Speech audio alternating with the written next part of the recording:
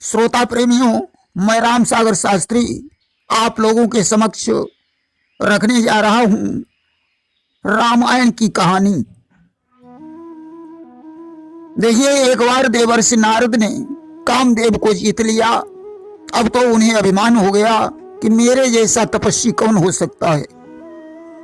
भगवान ने उनके अभिमान को नष्ट करने के लिए अपनी माया के द्वारा एक नगर की रचना कर दी, जिसमें राजा शीलनिधि अपनी पुत्री विश्वमोहिनी का स्वयंवर कर रहा था। नारद ने उस कन्या को प्राप्त करने के लिए भगवान विष्णु से स्वरूप मांगा। उन्होंने बंदर का रूप दे दिया। स्वयंवर में भगवान शंकर के दो गण नारद की हंसी करने लगे। भगवान राजकुमार बनकर गए, विश्वमोहिनी से माला डलवाकर उसे अपने साथ में लेकर चले गए। नारद को जब इस बात का पता चला तो उन्होंने शिवगणों को राक्षस होने का श्राप दे दिया और भगवान विष्णु से कहा, तुम्हें भी पत्नी का वियोग सहना पड़ेगा। तुमने मुझे बंदर का रूप दिया है, इसलिए बंदर ही तुम्हारी सहायता करेंगे। वही शिवगण रावण और कुंभकर्ण हुए, जिनके अत्याचार से पृथ्वी दुखी होकर धेनु रूप में ब्रह्मा जी के यहाँ जाकर रोई। आज तो भगवान शंकर के सहित सभी देवताओं ने करुणा भरी पुकार की कि पृथ्वी नाथ तुम्हारी पृथ्वी पर है हाहाकार।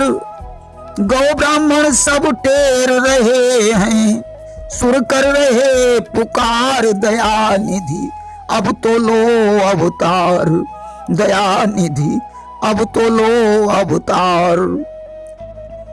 उस समय आकाशवाणी हुई, मैं अयोध्या में राजा दशरथ के यहाँ राम बनकर अति शीघ्र अवतार लूंगा।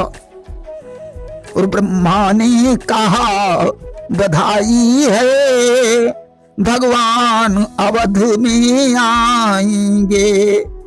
सुर बोले, उनकी सेवा में हम बानर बनकर जाएंगे। अब तो देवता बंदर बनकर उनकी सेवा में पृथ्वी पर अवतरित हो गए। उधर मनु और शत्रुपा को पूर्व जन्म में भगवान ने पुत्र बनने का वरदान दिया था। मनु ने अयोध्या में दशरथ के रूप में जन्म लिया।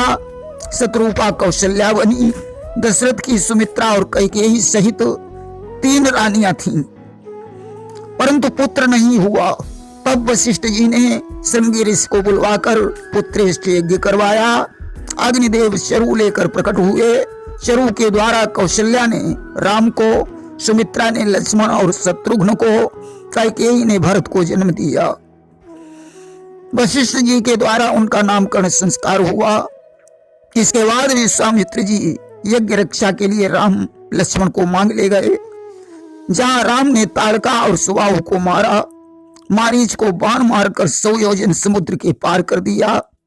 क्योंकि भगवान विचार करते हैं कि जो मारीच हियन मरी जई है, तो दंडक बन मृग बन को है। अगर मारीच यहाँ मर गया तो दंडक वन में मृग बनकर कौन आएगा? सीता का हरण कैसे हो पाएगा? अर्थात लीला अधूरी रह जाएगी, इसलिए उसे छोड़ दिया। इसके बाद धनुष यज्ञ में विश्वामित्र राम लक्ष्मण को ले गए, जहां राम ने शिव धनुष का खंडन किया। सीता जी ने राम के गले में जयमाला डाल दी कि गावहीं छवि अब लोक सहेली, और सिय जयमाल राम उर्मिली। दूतों को भेजकर अयोध्या से बारात बुलवाई गई। राम का विवाह सीता से, लक्ष्मण का उर्मिला से, भरत का मांडवी से, शत्रुघ्न का श्रुतकीर्ति से विवाह हो गया। कुछ समय के पश्चात राम के राज्याभिषेक की तैयारी हुई।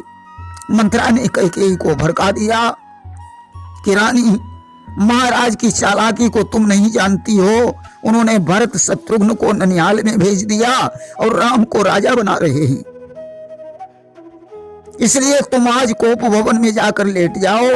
महाराज दशरथ तुम्हें मनाने आए तो उनसे कह देना कि कहना 2 वचन मांगती हूँ।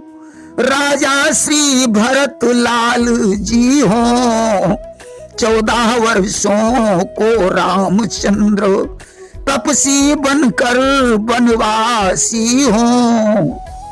उनसे 2 वचन मांगना, एक में भरत को राजगद्दी और दूसरे में राम को 14 वर्ष का वनवास। आज कैकेयी ने ऐसा ही किया।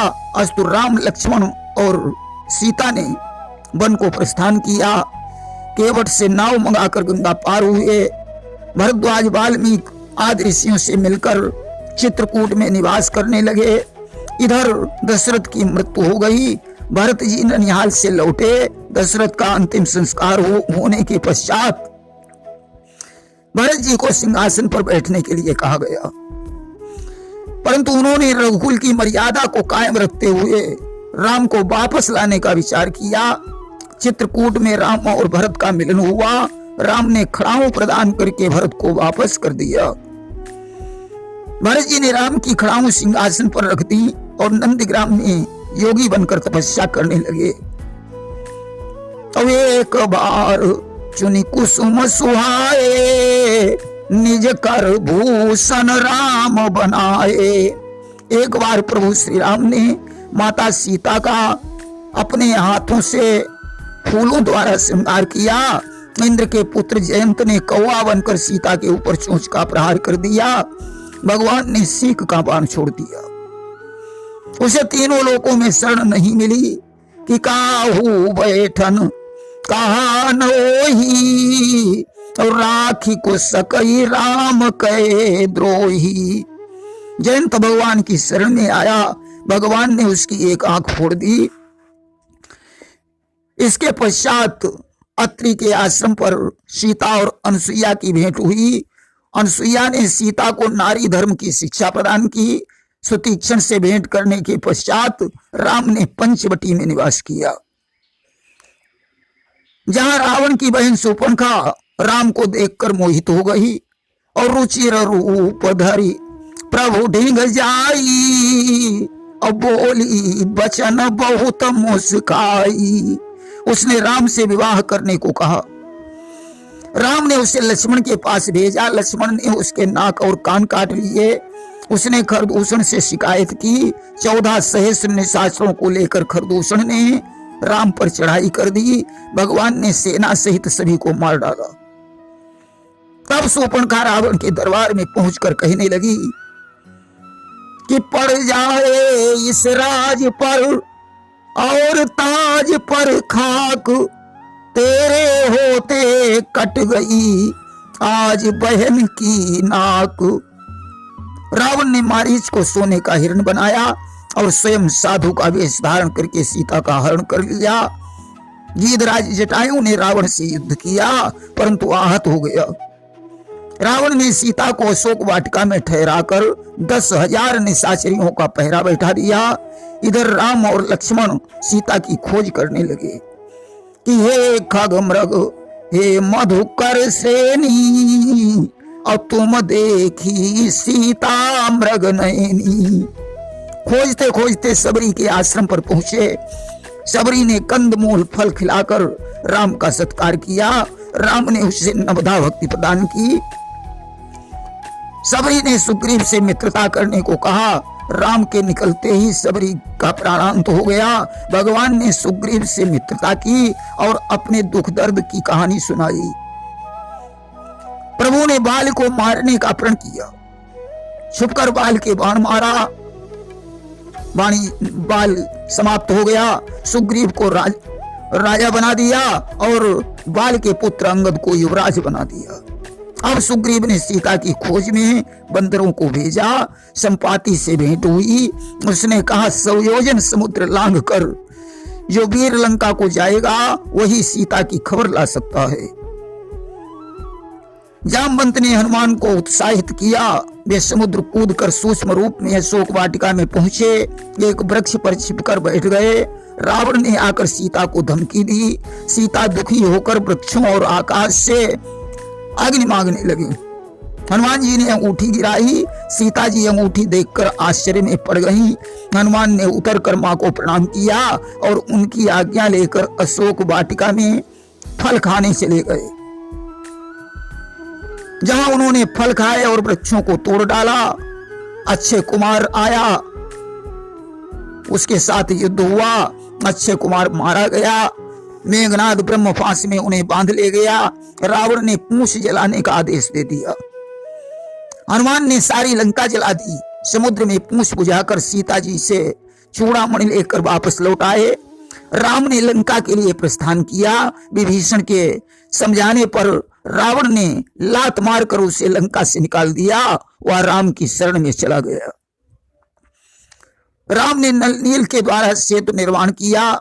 अंगद को संधि हेतु लंका में भेजा, परंतु रावण जब नहीं माना तो राम ने लंका पर चढ़ाई कर दी। लक्ष्मण मेघनाद का युद्ध हुआ।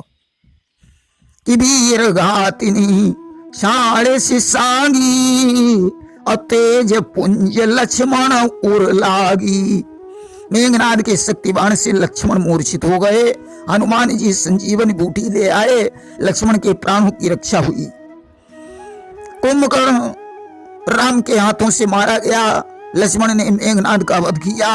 अंत में राम के हाथों से रावण भी मारा गया। कि कतिस बाण छोड़ी रघुवीरा, और तब मारे रावण रणधीरा। भगवान ने सीता की अग्नि परीक्षा ली और अयोध्या लौटे। हनुमान जी ने ब्राह्मण बनकर राम के आने की खबर बताई। भरत जी प्रसन्न हुए। राम का राज्याभिषेक हुआ। कि राम राज बैठे त्रैलोका, वर्षित भये गए सब शोका। राज तिलक के बाद धोबी के कहने पर राम ने सीता को वन भिजवा दिया, जहां वाल्मीकि के आश्रम पर लवकुश का जन्म हुआ। इधर प्रभु श्री राम ने अश्वमेध यज्ञ किया। लवणासुर शत्रुघ्न के द्वारा मारा गया। इसके बाद दिग्विजयी घोड़े को लवकुश ने पकड़ा। राम के सारे योद्धा लवकुश से परास्त हो गए। अंत में स्वयं श्री राम युद्ध करने के लिए गए। दोनों तरफ ब्रह्मास्त्र खिंच गए। वाल्मीकि जी ने आकर शांत कर दिया। राम का परिचय बताया। पिता पुत्र का मिलन हुआ। लवकुश के सहित राम अयोध्या आए। बाद में लक्ष्मण के द्वारा सीता जी को भी बुलवाया। चारों सिंहासनों पर चारों भाई आसीन हो गए। कि चारों भाई आसीन हुए, ज्यों ही चारों मंचों पर हैं। चहुओर हुआ यह आभासित, दुनिया में चार दिवाकर हैं।